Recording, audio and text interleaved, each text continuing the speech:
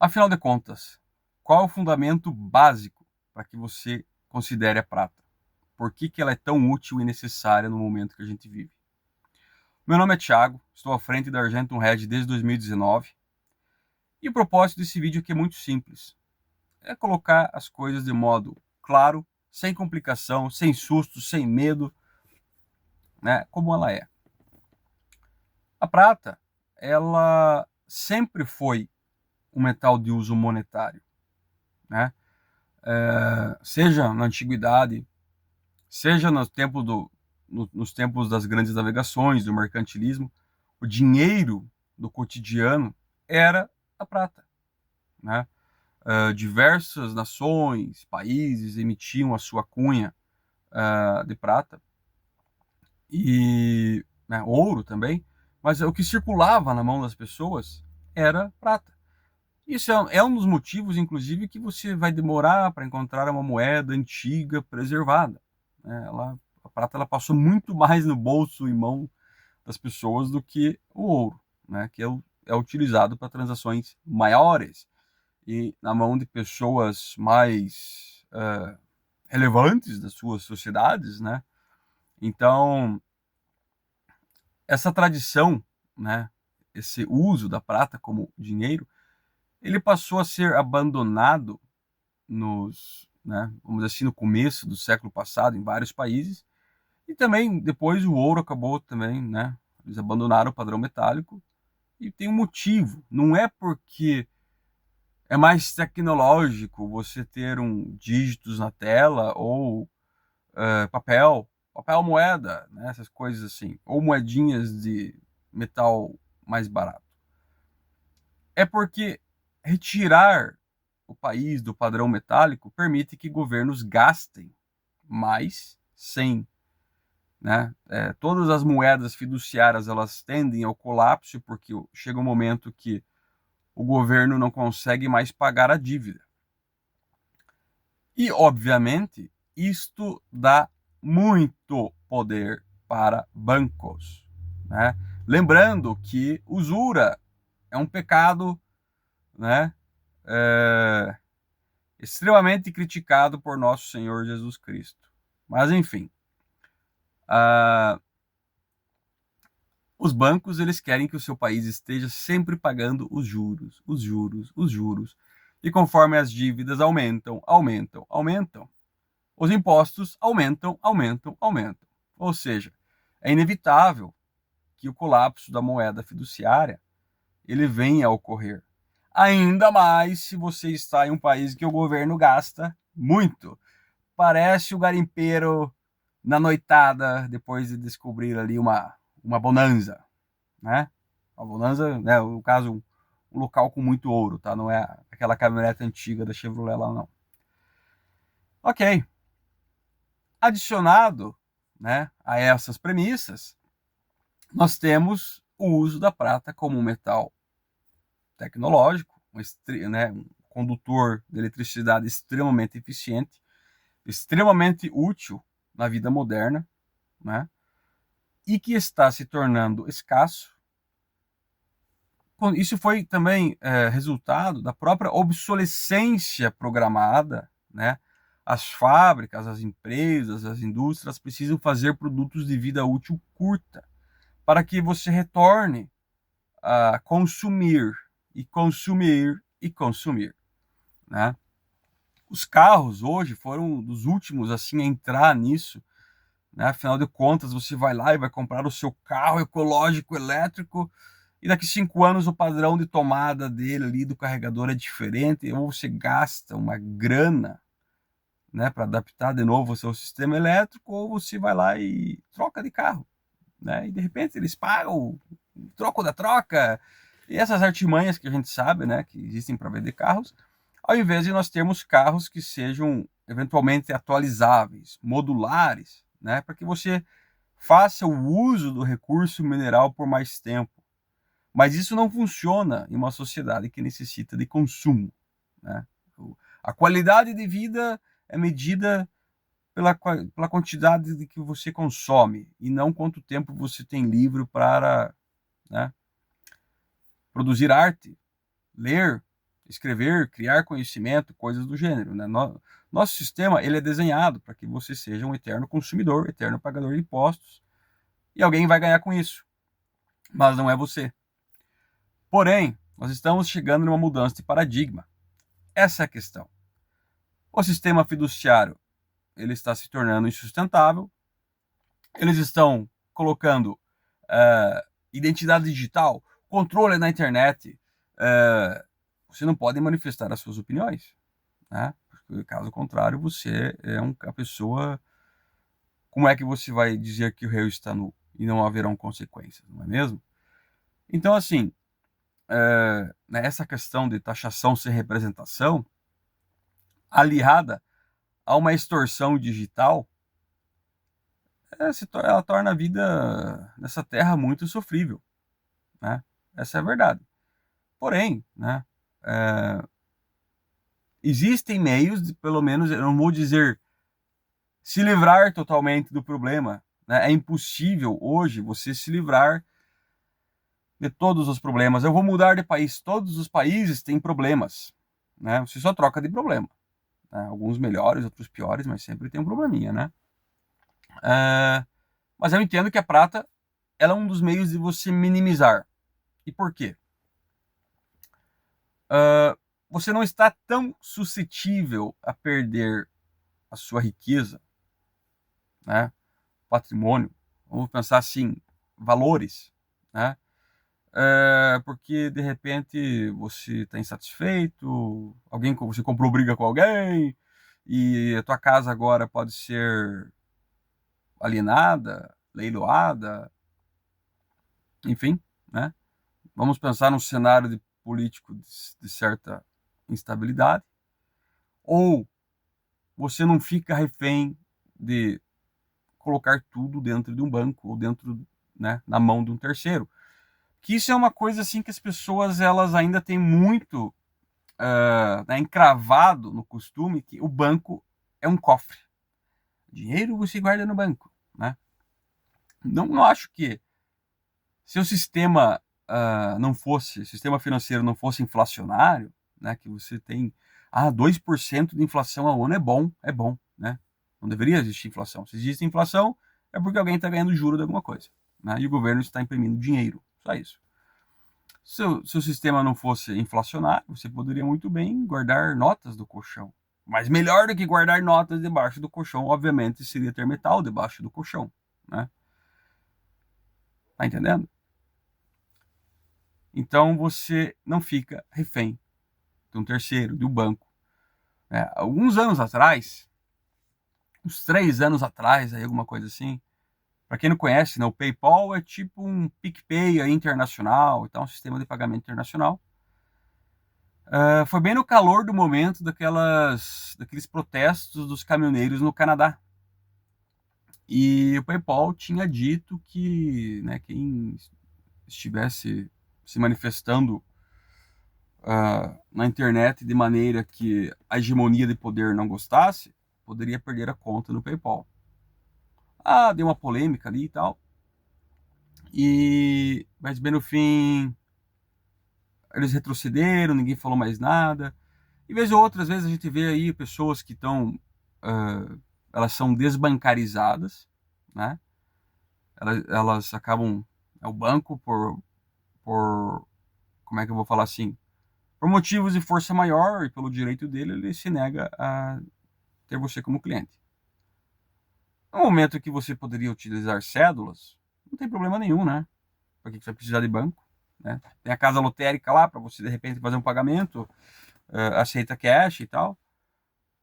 Mas aí você vê, isso não é só no Brasil, né? A União Europeia aí acabou de implementar medidas anti-cash. E aqui no Brasil, eu falei num vídeo em 2020, se eu não me engano, já sobre leis de restrição de cédulas. E o interesse deles é realmente desencorajar o uso de cédulas e, de certa forma, criminalizar. Afinal de contas, a Globo disse que é um crime eu querer ter o meu dinheiro em cédulas. E se eu for pego na rua, numa blitz, e de repente o policial decidir revistar o meu carro e ver algumas cédulas e eu não conseguir comprovar a origem no ato, né? essas cédulas vão ser confiscadas e eu vou ser investigado e posso ser preso ou responder por crime ao sistema financeiro.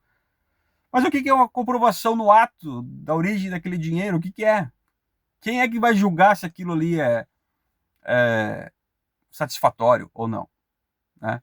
Eu não estou dizendo que esses riscos não existem com prata, né? Mas a prata, primeiro, aos olhos do sistema, ela ainda não é vista como um problema. Eu acredito que isso vai ocorrer no futuro pelo simples fato que é um dos excelentes, é um dos melhores meios de você transacionar fisicamente, né, hoje em dia. Pessoal que eu não vejo o Bitcoiner como um inimigo. Eu vejo assim, legal. Eles já perceberam que o sistema está programado para ser contra nós e jogar as regras do sistema é perder.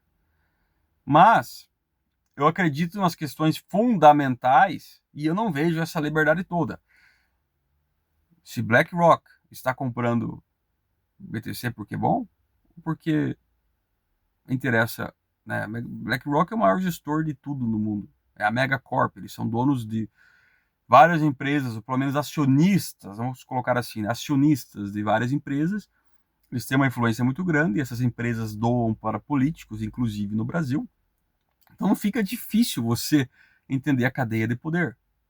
Né? A BlackRock, ela tem ações de bancos que lidam com prata, que suprimem prata. Ela tem ações de bolsas que negociam prata. Ela tem ações de empresas que consomem prata para industrialização. Obviamente que interessa muito mais para a BlackRock manter a prata barata do que falar em Bitcoin como liberdade. Né? É uma questão conceitual. Só isso. Né?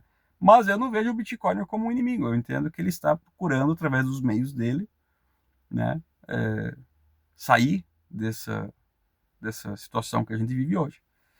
Né? Só isso. Porém, eu, pessoalmente, eu nunca vi complexidade em fazer uma transação com prata.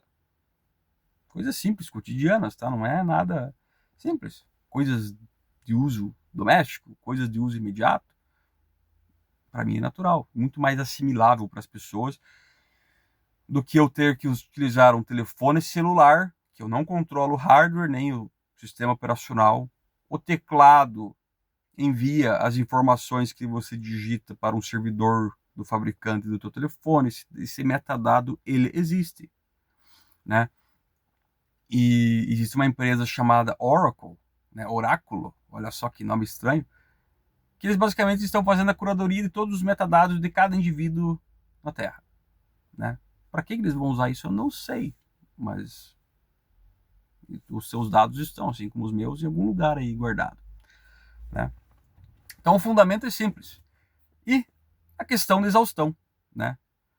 Nós utilizamos tanto a prata em produtos de obsolescência programada que agora ela está começando a se tornar escassa mesmo, né? Isso não é assim, amanhã acabou a prata e buá, e eu fiquei milionário e agora eu vou comprar iates e aviões e mulheres e tal. Não é assim. Esse processo é um processo gradual, né? E existem subidas e descidas, afinal de contas também. Observe só, toda vez que o metal começa a despontar na mídia é assim. Primeiro sai a notícia, ouro sobe tantos por cento e tal, né? Máxima histórica. Na semana seguinte aparece uma notícia. É descoberto um depósito, o maior depósito do mundo de prata, de ouro, no tal lugar e tem tantos milhão e bilhão de onças e tal. Para que é isso? É para te desencorajar a ter metal. Para que você fique ali, ai, tesouro direto, que legal. Eu vou ganhar pra cacete no tesouro direto às custas do pagador de impostos. Né? Porque inclusive você, né, provavelmente, se você não fez a sua saída fiscal do Brasil e tal. Então, é uma redundância, né? É foda. Vamos falar real, né? Mas enfim, aí o que acontece? Quanto tempo demora para você abrir uma mina? Ó, eu posso falar isso com uma certa propriedade. Eu sou geólogo, né? Tem casos aí de meu conhecimento próprio que eu sei de ocorrências minerais que não conseguem avançar por umas simples burocracia do governo. E não é nenhum nem dois. Não há interesse que aquilo ocorra, né? Então você depende do porteiro abrir a porteira para você conseguir seguir o seu caminho.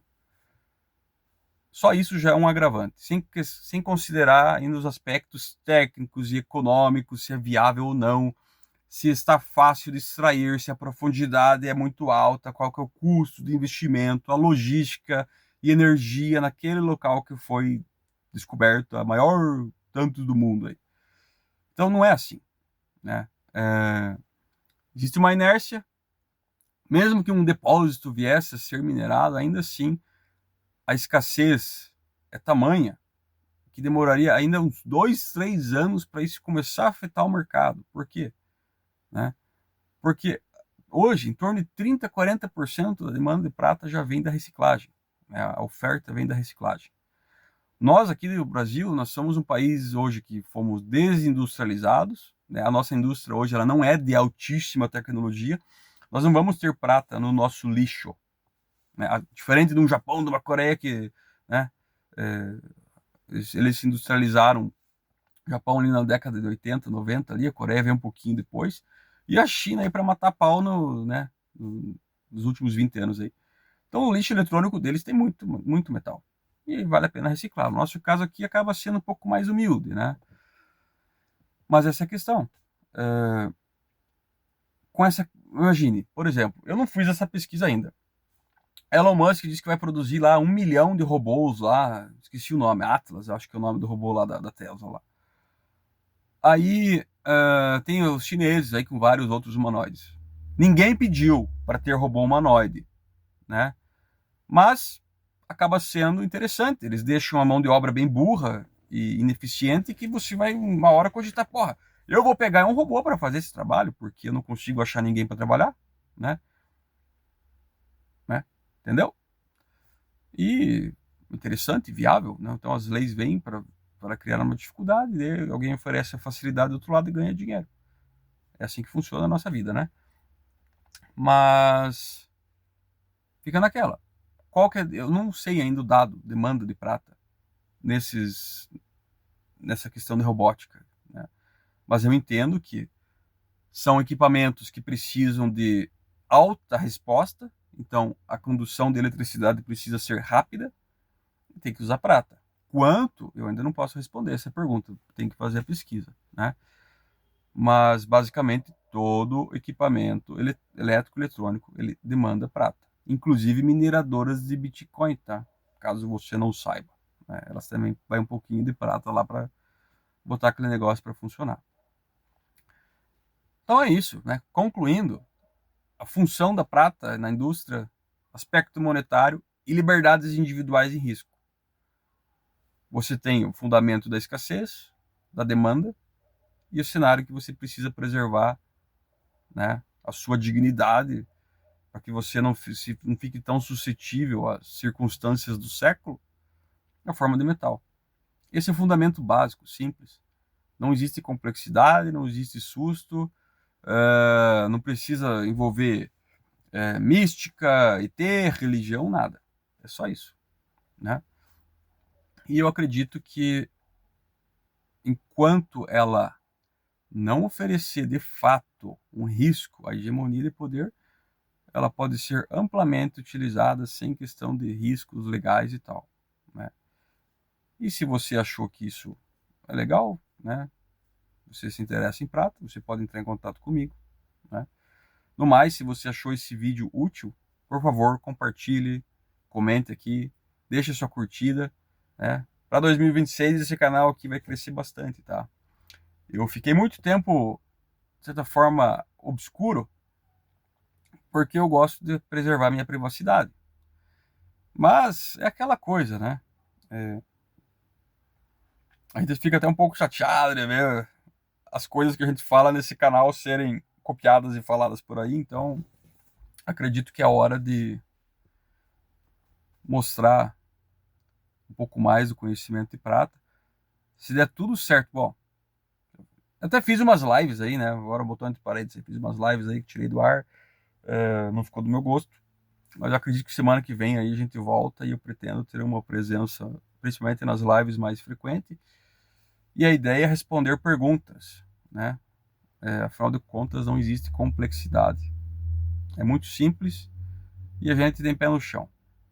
Então é isso. Muito obrigado pelo teu tempo. E até breve. Tchau, tchau.